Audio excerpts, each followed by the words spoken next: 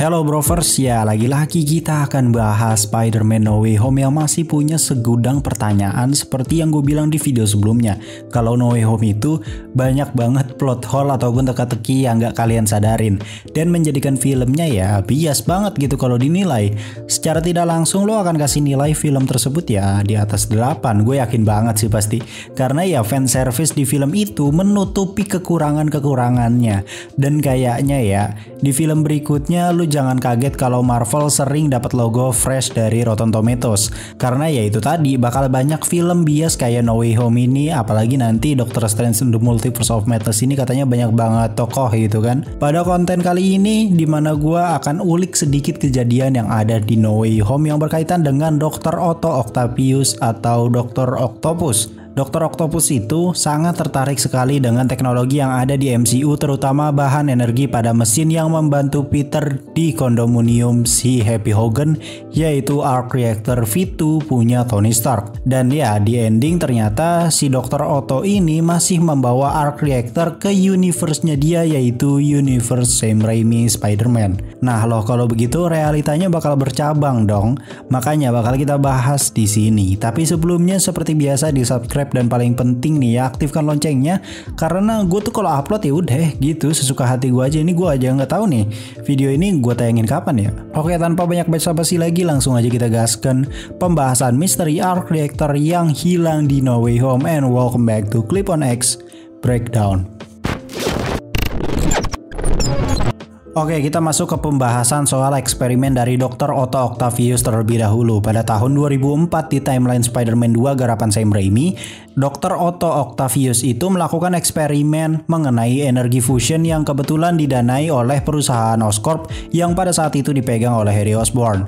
Pada eksperimen energi fusion ini, Dr. Otto Octavius menggunakan suatu benda yang paling langka, yaitu tritium.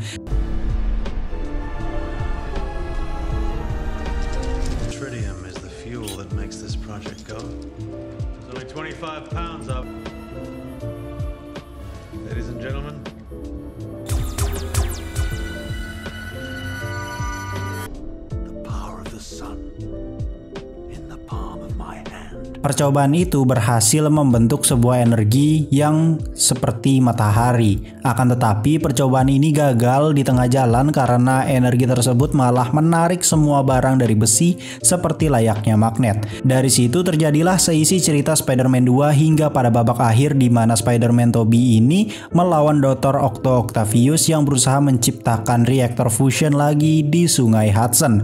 Pada saat itu, Spider-Man akhirnya diketahui identitasnya oleh Dr. Otto Octavius yang ternyata adalah Peter Parker. Namun Dr. Otto Octavius ini mencekik Peter dan pergi begitu saja karena ternyata Dr. Otto terpental ke timeline MCU di tahun 2024 Spider-Man No Way Home akibat mantra Rune Skovkol yang jebol gara-gara si Peter banyak bacot. Akibat kekacauan inilah universe Sam Raimi akhirnya bercabang, di mana tercipta satu universe kalau Dr. Otto Octavius itu tiba-tiba menghilang dari pertarungannya bersama Peter Tobey. Pada film Spider-Man No Way Home, Dr. Otto Octavius itu menyadari kalau dia itu emang terpental ke universe lain. Akan tetapi di sini Dr. Otto Octavius itu sangat tertarik di MCU karena teknologinya sudah sangat maju. Ya wajar lah ya, dari tahun 2004 kepental ke tahun 2024. Akan tetapi dari seluruh benda yang membuat Dr. Otto Octavius itu tertarik, ada satu benda yang sangat disukai oleh Dr. Otto Octavius, yaitu Arc Reactor yang digunakan untuk mesin creator benda dari Stark Industries.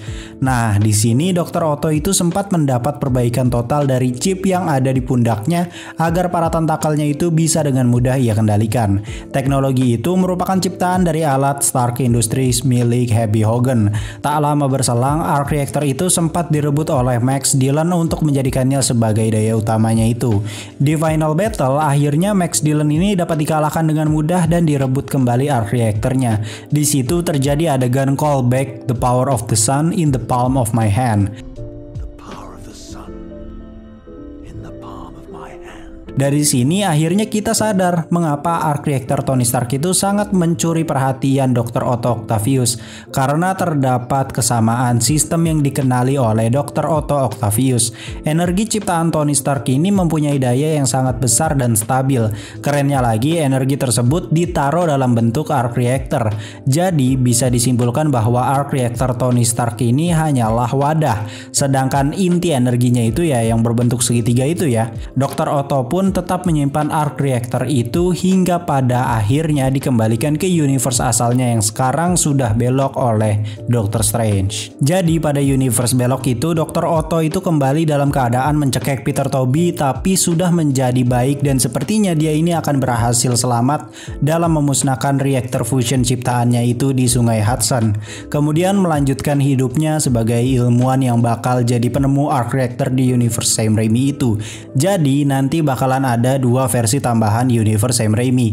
Yang versi pertama itu adalah kembalinya Norman Osborn dalam keadaan sembuh dari kepribadian gandanya yang akhirnya ia tidak mati tertusuk glider. Harry Osborn juga nggak punya dendam kepada Peter Tobey karena ayahnya nggak mati.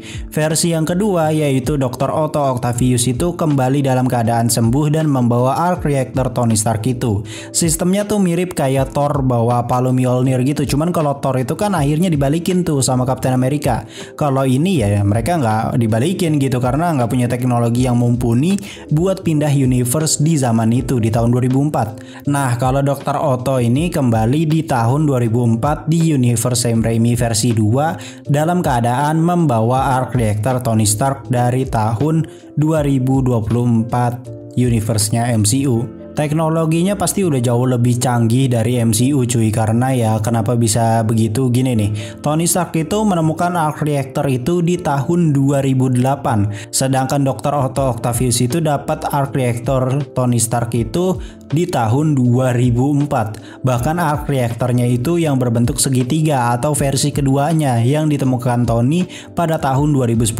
Berarti kan malah jadi telat beberapa tahun dong si Tony ini sama penemuannya si Dr. Otto Octavius yang baru aja balik dari MCU tahun 2024. Bang, terus universe-nya Tobey tua berubah dong?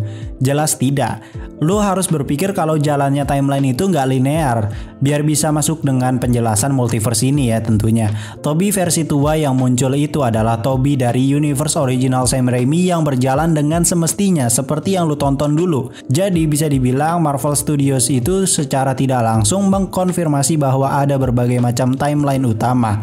Universe Sam Raimi itu termasuk timeline utama yang terjadi sebagaimana mestinya. Sedangkan versi 1 dan versi 2 dari universe Sam Raimi itu sendiri adalah cabangnya lagi dari universe originalnya yang terbentuk gara-gara kejadian No Way Home.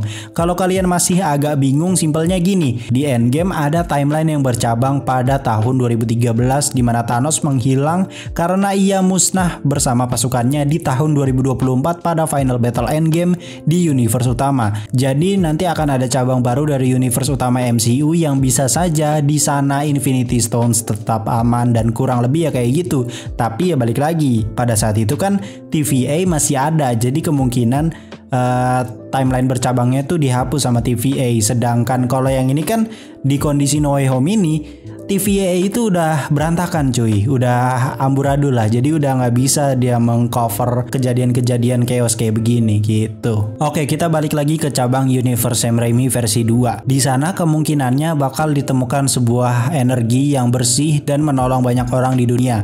Itu semua berkat Dr. Otto Octavius yang membawa arc reactor Tony Stark ke universe itu.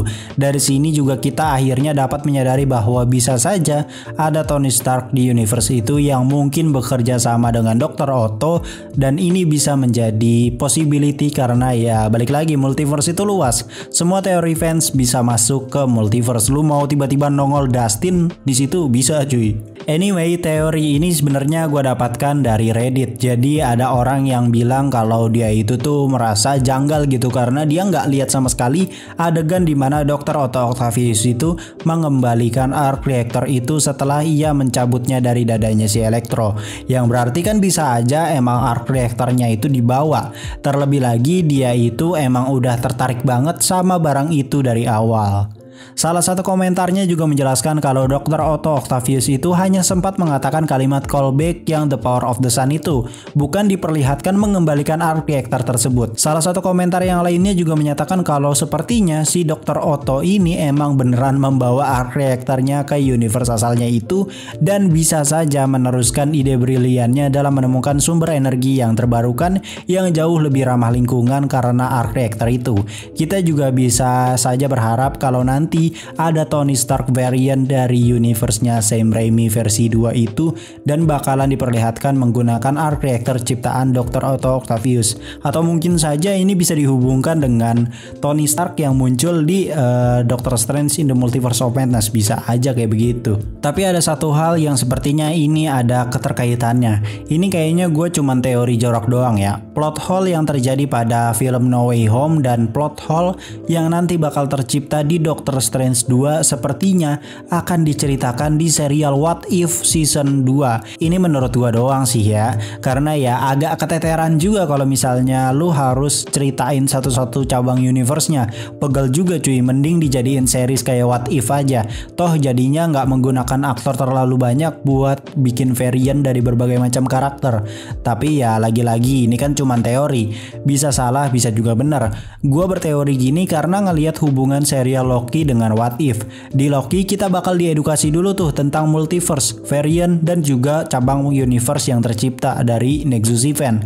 Abis serial itu beres, dirilis dah tuh serial What If yang menceritakan berbagai macam variant yang ada di berbagai universe. Setelah itu baru deh kita dihadapkan pada sebuah masalah yang cukup chaos yang terjadi di No Way Home dan juga Doctor Strange 2 nanti. Baru deh tahap penjelasan beberapa timeline bercabangnya lagi itu ada di What If Season 2 nanti. Biar irit tapi cuan gede gitu cuy menurut gua ya. Sekarang lu bayangin aja Marvel bikin film berbagai macam universe dengan aktor yang beda-beda. Ribet bro, terlalu banyak bakar duit malah. Dan penontonnya malah dibikin mumet justru kan. Apalagi target marketnya itu kan pasar Disney PG-13. Jadi ya bisa dibilang What If itu adalah satu-satunya jalan buat Marvel Studio ngejelasin tanpa modal yang gede gitu ya, untuk ngejelasin berbagai macam cabang realitas yang ada gitu dan tanpa menyewa aktor-aktor buat jadi variant gitu cuy. Ya udah kira-kira gitu aja teori dan breakdown penjelasan dari gua. Seperti biasa jangan lupa di subscribe dan aktifkan loncengnya. Itu kudu parah tuh lonceng, karena ya sekarang banyak banget penonton gua yang ngadu gitu, bang gua udah subscribe tapi nggak nongol di beranda. Itu karena mungkin lu kagak aktifin notifnya juga cuy. Cuman kadang juga ada yang bilang notifnya udah diaktifin tapi ternyata kagak nongol notifnya gitu.